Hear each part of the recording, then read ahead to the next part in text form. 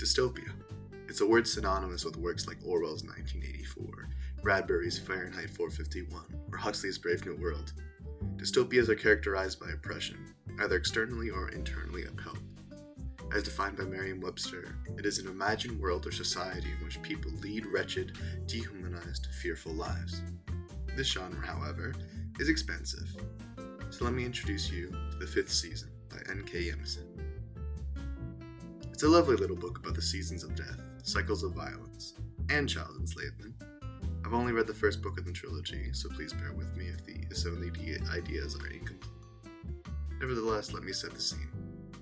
Setting-wise, we're in a supercontinent known as the Stillness. Harsh geological conditions are common. This leads to a common phenomenon known as the 5th season, where geological conditions make the world nearly uninhabitable. Ash chokes the sky, crops wither, and everyone tightens their belts. There is, however, a set of edicts written by past dead civilizations known as Stone Lore, outlining how to survive during the season and even how to structure society to prepare for one. Flesh-wise, we follow 3 perspectives. That of Demaya, a young orogene sent to the Fulcrum; Cyanite, a young woman in the Fulcrum tasked with having a child with Alabaster, one of the strongest living orogenes; and Essen, a middle-aged woman who had just lost her son. All of them are the same person. Regardless, oppression here comes in many forms, from the institutionalized control of the aforementioned orogenes, those who can wield geokinetic powers. Think earthbending, but a lot bigger and less OSHA certified, through the body known as the Fulcrum, when they quote-unquote teach the orogenes how to control their powers. Oppression also comes from the blind faith people have in the Stone Lore, and from the segregation and discrimination faced by orogenes, called Raga as a slur.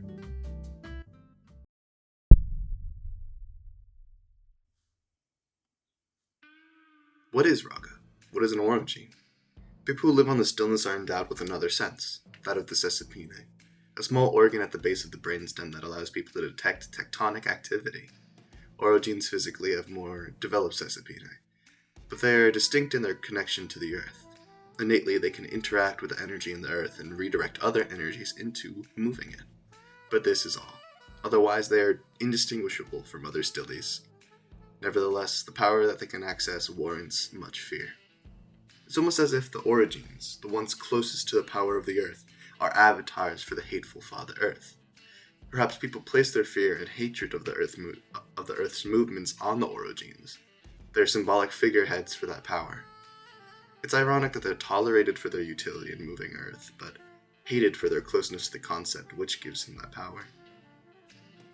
Orogenes would normally be a diaspora, with a community here or there. However, the Fulcrum collects these individuals or groups as children and kills them if they're too old, and brings them to the Fulcrum to be taught control. However, this conglomeration of orogenes has an unintended consequence. It's now an entity that can be symbolic of all orogenes, for others to direct their feelings on, or towards. Having a concentrated group allows for focus for all the fear people might have. Thus, reputation is of the utmost importance in the Fulcrum. As seen with Cyanite, decorum, manners, and the appearance of control, as well as political adroitness, is key in success. Most of all, the appearance of control. Those who fear orogenes fear them for their power. If that power is unyoked, that fear only intensifies. Thus, the Fulcrum is an object of ire, as it's an institution of orogenes, much like how orogenes are the object of hatred for Father Earth.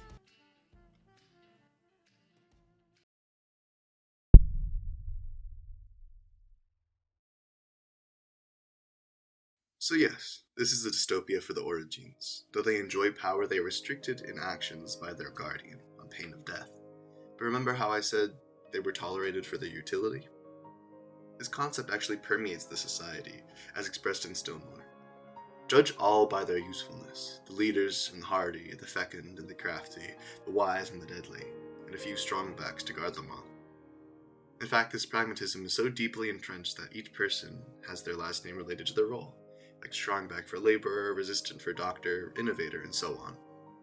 This echoes with the last names of years past, where names like Archer, Mason, or Smith were used to indicate utility or occupation before our modern nomenclature evolved. In the face of the looming threat of a season, everyone is measured by their ability to contribute.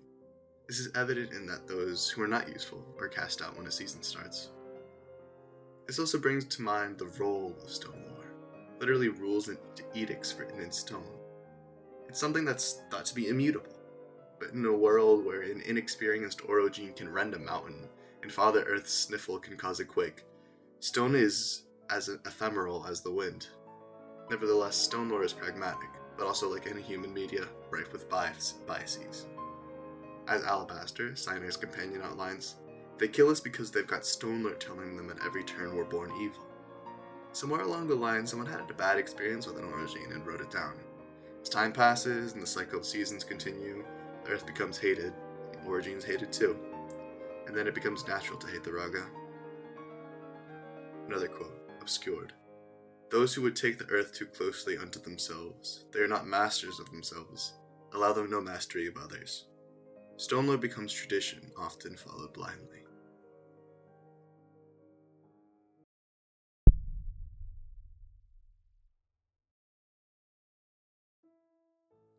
There are many cycles, that of Father Earth and his seasons that bring death, that of Stone Lore's tradition, and that of grief, violence, and hate. The continent's name, the stillness, is ironic for the constant geological flux of the place, but perhaps a better name for it would be stasis. The same themes of desperation due to the season lends itself to the society oscillating and changing, but unable to escape the form people who make up that society place it into. It isn't a place that is still, no. It's a continent that's stuck. In like manner, I think that the father-child relationships we see throughout the book reflect this, always moving and changing, but nevertheless stuck. Between Shafa, essentially Damaya's adoptive parent, and Damaya, there's a type of father-daughter dynamic. Shafa tries to teach Damaya the lessons of the fulcrum, but through a twisted paternalism. He is too tender in his manner, but cruel in his actions. This dissonance is only furthered by the guardian-orogene relationship defined by the guardian's role of control, the orogene's desire for freedom. This can be seen most readily when Shafa breaks Damaya's hand just to teach a lesson that they first meet. Alabaster, Cyanite's partner, as well as Koru, Alabaster's son, have an interesting dynamic. Alabaster dearly loves his son and would do anything to protect him. This, however, is juxtaposed to the case of Father Earth and the humans that grew from him. Father Earth supposedly hates humans and never forgets that he is exploited for his resources, as is outlined in Stone Lore. There's also another case where Esun's husband kills his son Uche when he realizes that he's an orogene. In all these cases, these dynamics shift, yes. Damaya, who became Cyanite, who became Esun, broke away from Shafa, as symbolized by her name change. Alabaster becomes broken after Cyanite kills Koru to prevent him from becoming enslaved by the fulcrum. But in each case, they are also stuck. Cyanite's trauma from Shafa. In the latter half of the book, Alabaster says he would never forgive her for killing Koru, and Father Earth is reported to never forgive in Stone Lore. This is key in looking at this from a generational trauma perspective. When someone carries the trauma of their past and is stuck with it, the generational cycle is perpetuated.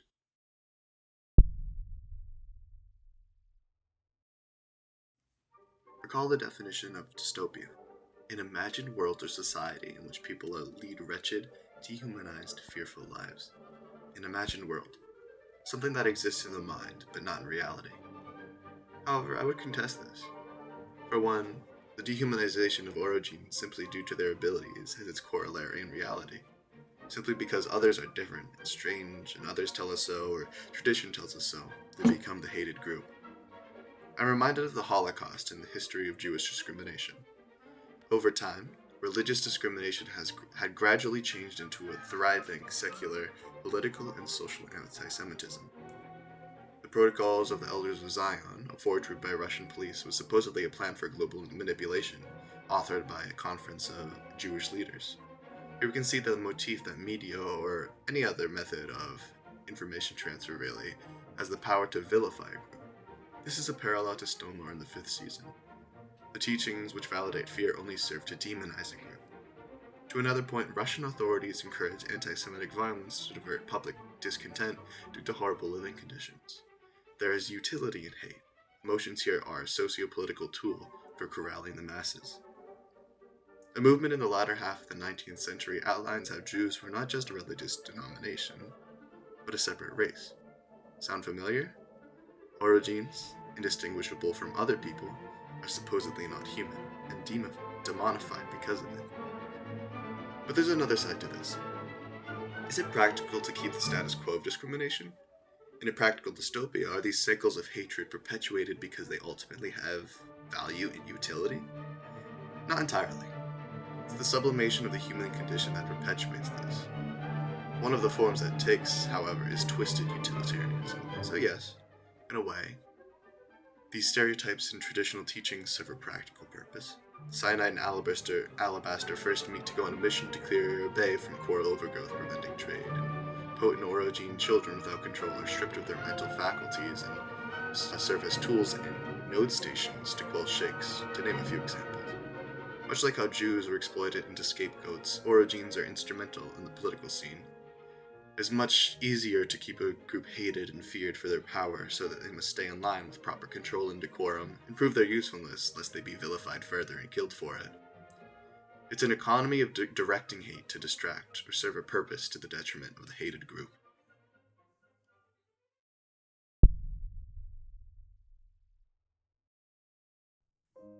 All this is to say that Jemisin's 5th season is a work that places us in a static but harshly ever-changing world, and this world reflects its people.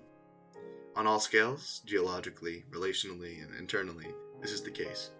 People are able to enjoy their life, yes, but when a season comes, Stoner reminds people to cycle back to the ways of the old in order to survive. People of the stillness are not still, but rather stuck in cycles. Jemisin also looks into how hate is utilized and its solely pragmatic economy. Ultimately, this is a reminder that the line between fiction or fantasy, what boils down to a practice in empathy, and reality, our perceptions of it, is often quite deceptive.